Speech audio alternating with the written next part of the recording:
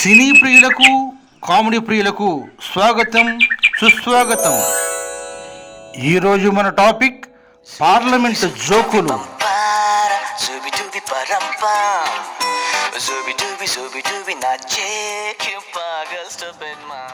ఒక పల్లెటూరు ముసలమ్మ సెల్ ఫోన్ పట్టుకొని ఇలా మాట్లాడుతోంది.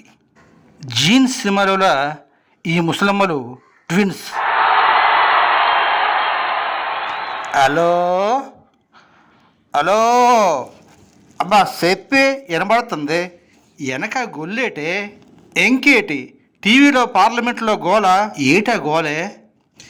ప్రధానమంత్రి మాట్లాడుతుంటే వినిపించకుండా అరుపులు కేకలోను.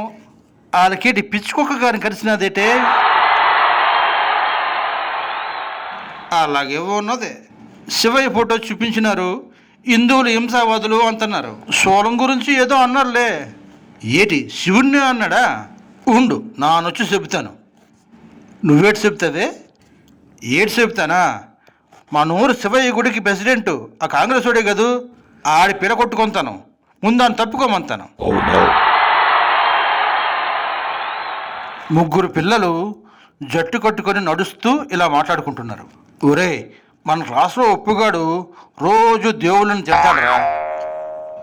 ఒరే, దేవుళ్ళని తిడితే ఆడికి తెలియకుండానే జల్ల తగ్గుద్దాడు. సినిమాల్లో చూపిస్తారు కదరా, ఎద్దొచ్చి కుమ్మినట్టు, ఆడికి పిచ్చెక్కిపోయినట్టు.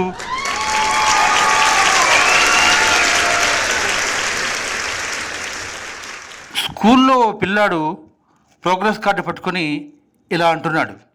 హుల్లే, నాకు 99 మార్కులు వచ్చాయొచ్చు. హుల్లే, నాకు 99 మార్కులు వచ్చాయొచ్చు.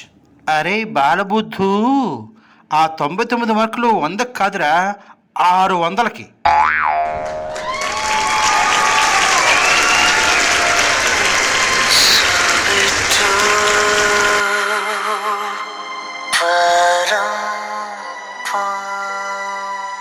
ఇంతకీ కాంగ్రెస్ వాళ్ళు రివర్స్ గేమ్ ఎందుకు ఆడుతున్నట్టు?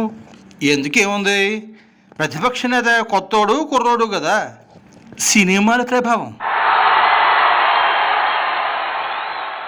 For example, Puri Jagannadh idiot cinema తీశాడు. అందులో రవితేజ ఇడియట్టా? కాదు కదా.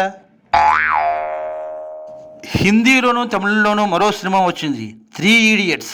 వాళ్ళ ముగ్గురు ఏమైనా తెలివి తక్కువ వాళ్ళ? కాదు కదా. రివర్స్లో పేర్లు పెడితే సినిమాలు హిట్ అయ్యాయి.